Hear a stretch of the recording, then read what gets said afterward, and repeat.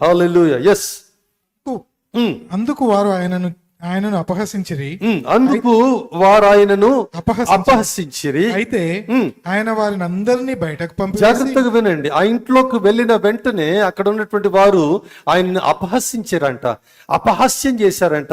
ఇప్పుడు ప్రభు ఏం చేశాడు? అపహాస్యం చేసిన వారిని బయటికి వెళ్ళగొట్టాడు. ఆ చిన్నదాని తల్లిదండ్రులను తనతో ఉన్న వారిని వెంట పెట్టుకొని ఆ చిన్నది పరుండి ఉన్న గదిలోకి వెళ్ళి ఆ చిన్నదాని చేయి పట్టి తల్లి తాకుమి అని ఆమెతో చెప్పాను. దానికి అర్థం, ఆ మాటకు చిన్నదాన లెమ్మని నీతో చెప్పుచున్నానని అర్థం. జాగ్రత్తగా వినండి. ఇప్పుడు యేసయ్య ఎంట్రీ ఎక్కడికి వచ్చింది? ఇంట్లోకి.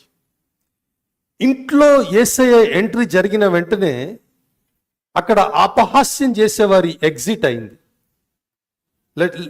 నేను తెలుగులో పెట్టడానికి ట్రై చేస్తున్నాను. when Jesus entry happened, some others exit happened at the same time. Yesu entry జరిగిన తర్వాత ఈ అపహాస్యం అనే ఒక మాట, అపహాస్యకులు అనే ఒక మాట ఉంది అక్కడ. కానీ ఆయనకు విరుద్ధమైనవి ఏవి కూడా మన లోపల ఉండవు. ఇంకా అవన్నిటికీ ఎగ్జిట్. స్తోత్రం చెప్పండి. ఇంకో మాట చెప్తాను నేను. యేసయ్యకి ఓన్లీ ఎంట్రీ ఉంటుందండి, ఎగ్జిట్ ఉండదు. జాగ్రత్తగా వినండి. Jesus has only entry, no exit. Once he comes, that's for life. ఆయన వచ్చాడంటే మళ్ళీ పోడండి బాబు. మీరు పొమ్మని తరిమేస్తే తప్ప ఆయన పోడు. ఏమండి, ఎట్లా జరుగుతుందంటే, వెళ్ళిపో ఈడుండకు, ఒక్క నిమిషం కూడా ఉండకు, వెళ్ళిపో అంటే అవతలోడు వెళ్ళట్లేదు. అప్పుడేం చేస్తా? నువ్వు పోవా? సరే నేనే పోతా. నువ్వు పోవా? సరే నేనే పోతా. దేవదేవుడు, సృష్టికర్త అయినటువంటి ప్రభు, ఆయన ఒక్కసారి ప్రవేశించాడంటే మన జీవితాల్లోనికి, నమ్మండి, ఆయన వెళ్ళడండి బాబు. ఆయన వెళ్ళడు, మనలను విడిచి వెళ్ళడు, మన కుటుంబాలను విడిచి వెళ్ళడు. మనలను ఆయన నిత్యత్వంలో చేర్చేంత వరకు ఆయన చెయ్యి పట్టుకొని నడిపించే గొప్ప దేవుడు. హల్లెలూయా. ఈ మధ్యలో ఎంతో మంది నిన్ను విడిచిపెట్టేస్తారు. ఈ మధ్యలో ఎంతో మంది నిన్ను మార్చేస్తారు. ఒకసారి చూసుకో, నీ లైఫ్లో ఎంతమంది ఫ్రెండ్స్ వచ్చారు పోయారు? బోల్డ్ మంది కదా, బోల్డ్ మంది. ఎంతోమంది బంధువులు నీకు దూరమయ్యారు, స్నేహితులు దూరమయ్యారు, ఎంతోమంది కావాల్సిన వారు నీకు దూరమయ్యారు. కానీ ప్రభు సెలవిస్తున్నాడు, ఆయన ఒక్కసారి వస్తే మళ్ళీ పోడు.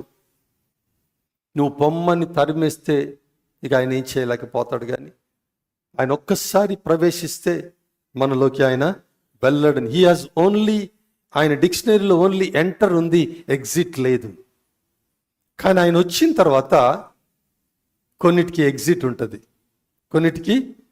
ఉంటుంది, ఆయన వస్తే ఇక ఇంకో ఈ అవలక్షణాలన్నీ కూడా, అపహాస్యకులు కానివ్వండి, లేకపోతే ఇంకా మన జీవితాలని పాడు చేసే అవలక్షణాలు ఏవైతే ఉన్నాయో అవి ఎక్కడ కూడా లోపల ఉండవు, ఆటంతటయ్యే పారిపోతాయి.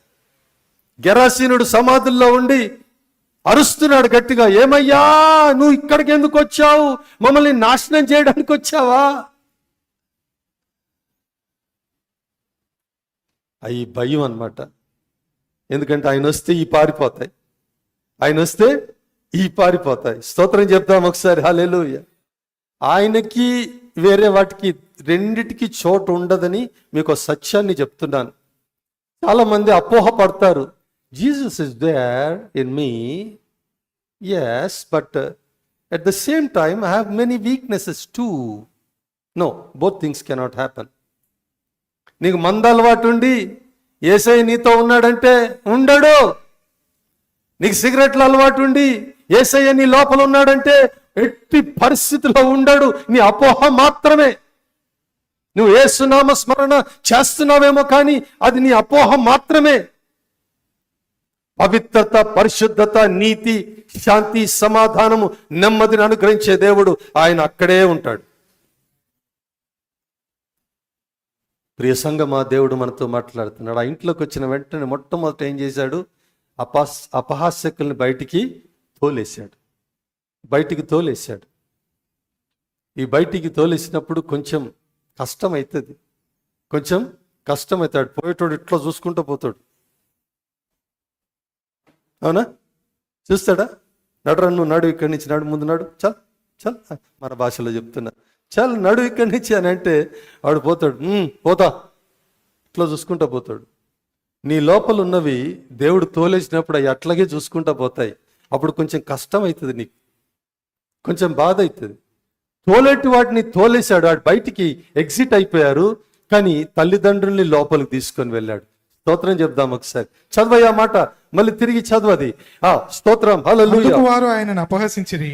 అయితే ఆయన వారినందరినీ బయటకు పంపివేసి ఆ చిన్నదాని తల్లిదండ్రులను తనతో ఉన్నవారిని వెంట పెట్టుకొని, ఆమేన్, హల్లెలూయా. ఏదైతే మంచిదో, ఏదైతే శ్రేష్టమైందో, ఏదైతే నీ జీవితానికి నా జీవితానికి అవసరమైందో, ప్రభుకి దగ్గర చేస్తుందో, అలాంటి వాటిని దేవుడు ఏం చేస్తాడు? వెంట పెట్టుకొని లోపలికి వస్తాడు. లోపలికి వస్తాడు. వచ్చినప్పుడు ఏమన్నాడు తెలుసా? తలిత కుమి, చిన్నదానా లే. ఇంత సాఫ్ట్గా చెప్తున్నాడు ఈరోజు ప్రభు. ఎవరినైనా నిద్రపుచ్చి ఉంచావేమో నీ తలాంతుల్ని, నువ్వు చేయగలిగినటువంటి పనుల్ని. ఏమ్మా, వింటున్నారా? నువ్వు చేయగలిగినటువంటి పనుల్ని, దేవుడు నీకు ఇచ్చినటువంటి తలాంతుల్ని అలాగా తలిత అలాగా నిద్రపుచ్చి ఉంచావేమో. ఈరోజు ప్రభు మీతో మాట్లాడుతున్నాడు. తలిత కుమి, కమాన్, గెటప్. మనం లేస్తే కుదరదు. మన లోపల ఉన్నటువంటి నిద్రాణంలో ఉన్నటువంటి దాన్ని లేపాలి. అప్పుడండి మన జీవితాలకి గొప్ప దీవెన కలుగుతుంది. స్తోత్రం, హల్లెలూయా. When he enters in to the house, everything changes. ఆయన మన ఇంట్లోకి ప్రవేశించిన తర్వాత ఇక ఆ దుర్వాసన ఉండదు అక్కడ, అంతా సువాసన. ఆయన ఇంట్లోకి ప్రవేశించిన తర్వాత అంత అద్భుతమైనటువంటి దీవెన, ఆశీర్వాదం. లాస్ట్లీ ఆయన మందిరంలోనికి ప్రవేశించాడు. ఆయన మందిరంలోనికి ప్రవేశిస్తే అక్కడ సీన్ బాగోలేదు. అది దొంగల గుహగా, వ్యాపార కేంద్రంగా మార్చేస్తే దేవుడు ఏం చేశాడు తెలుసా? వాళ్ళందరినీ చేజ్ అవుట్ చేశాడు, వాళ్ళందరినీ బయటికి పంపించాడు, పవిత్రపరిచాడు, శుద్ధి చేశాడు మందిరాన్ని. మందిరం అన్నా కానీ ఇది దేవుని మందిరం. దేవునికి స్తోత్రం కలుగును గాక.